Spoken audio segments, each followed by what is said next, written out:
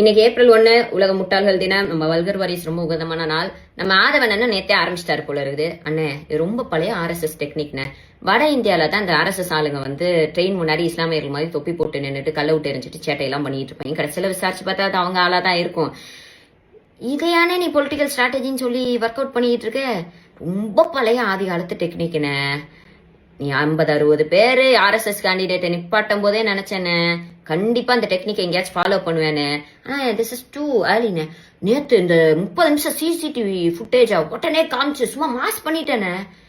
அப்போ கரூர் ஸ்டாம்பேட்ல உங்களுடைய drone shot, உங்க கேரவேனை சுத்தி இருந்த சிசிடிவி கேமரா ஃபுட்டேஜ், உங்க கேரவேனுக்குள்ள இருக்க ஃபுட்டேஜ் இதயமான செந்தில் பாலாஜி என்ன வந்து டிலீட் பண்ணிட்டாரு. தேர்தல் வந்துட்டு திமுகக்கு நிறைய வேலை இருக்குன்னு, எங்களுக்கு திருவிழா மாதிரி நாங்க செஞ்ச அச்சீவ்மெண்ட்ஸ், அடுத்த வளர்ச்சி திட்டங்கள் இதெல்லாம் வந்து மக்கள்கிட்ட சேர்க்கலான்னு பார்த்தா குறுக்கால மறுக்காலம் இப்படி நடந்துட்டு இருக்கேன்னு. எப்படியும் நான் சொன்னது மாதிரி 50-500 ஆக்கி இந்த சிம்பத்தி ஓட்டு கிரியேட் பண்றதா உன்னோட ஸ்ட்ராட்டஜின்னு தெரிஞ்சு போச்சு. மக்கள் முட்டாள் இல்லைன்னு, மக்கள் ஏமாற மாட்டாங்க. ஓகே.